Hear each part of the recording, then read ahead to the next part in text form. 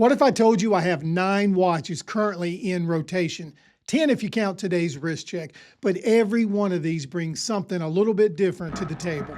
Hey, there you are, and welcome to My Dude Watch.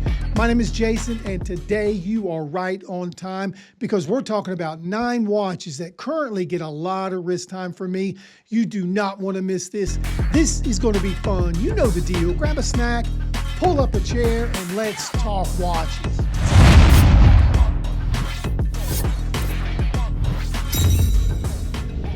Let's do a really quick wrist check. Today I am wearing the Seastern S382, and this is one I really like quite a bit. It's got plenty of character, and it's just one of those watches that's easy to keep reaching for. Now, before we get started, I'm not saying these are the 9 best watches you can buy. I'm not even saying these are the 9 best watches I own. I'm only saying they're fun to wear, and I really enjoy spending time with them. First up is the Addiesdive AD2553 California. Now, this one is here because of the personality. That California dial gives this watch a completely different feel. You've got Roman numerals, Arabic numerals, a little vintage flavor, and look, you just don't see this kind of watch every day. This isn't one of those watches that disappears on your wrist. You notice it, and I like that. There are plenty of technically good watches out there that just don't have this much personality. This one does, and that's why it made the list. And that is followed by Enthusiast, the Terra Abyss, and this thing is completely different. The dial is really the star here. You've got texture, depth, this organic look to it, and depending on the light, it can almost feel like you're looking at a different watch. Then the lume comes alive and the whole personality changes again. There is definitely some drama here, and look, different is good. And this is a watch that was easy for me to work into the rotation. And I'm not going to give you a whole lot of information on this one right now because I'm getting ready to do a full review very soon, likely next week, but we'll save the rest for that. Now we are going retro, and I mean properly retro. The Farrah Time Master 70 has that funky 70s attitude, and it immediately separates itself from everything else on the table. The shape, the proportions, the whole personality of the watch. It feels like somebody looked at the safe design playbook and just threw it out of the window.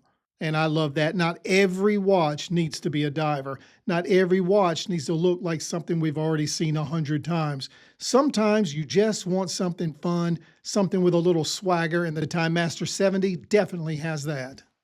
Our 4th stunner in the current rotation is the Seagull Ancient Cloud motif, and this one here is because it manages to be elegant without being boring.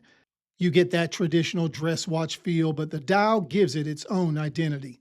There's heritage here, there's personality here. There's enough going on visually to keep things interesting without making this watch loud. That balance really works for me. And just like the Enthusiast, this one's getting a full review very soon. I'm not giving anything away today, but I will say this, there's a lot to like here. All right, now we need a little romance at the party. Enter the Age-Loser Panoramic Moon Phase. Because sometimes the reason you like a watch has absolutely nothing to do with practicality. Sometimes you just look down at your wrist and think, man, that is cool.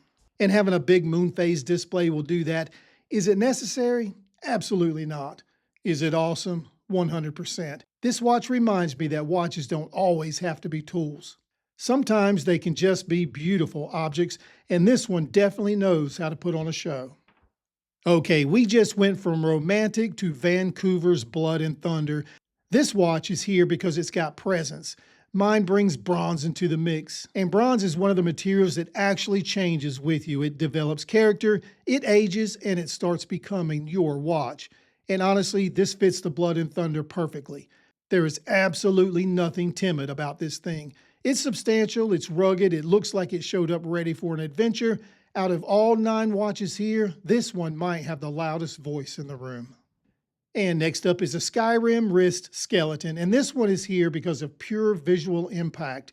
You've got that Royal Oak-inspired integrated sports watch look, and then right in the middle, you've got an open-worked NH70 movement. So yeah, there's a lot going on here, and I mean that in a good way. You've got this angular case, the integrated style bracelet, the skeletonized movement, very modern, very mechanical. Mine comes in at 41 millimeters, about 10.5 millimeters thick, with a 904L stainless steel case and bracelet, but honestly, the specs aren't really why this one is here. It's here because every time you look at it, there's something to see, and sometimes That's reason enough. And the Skyrim is followed by Shanghai. This is the Shanghai SH018, and this one earns its spot because of one simple thing: shape.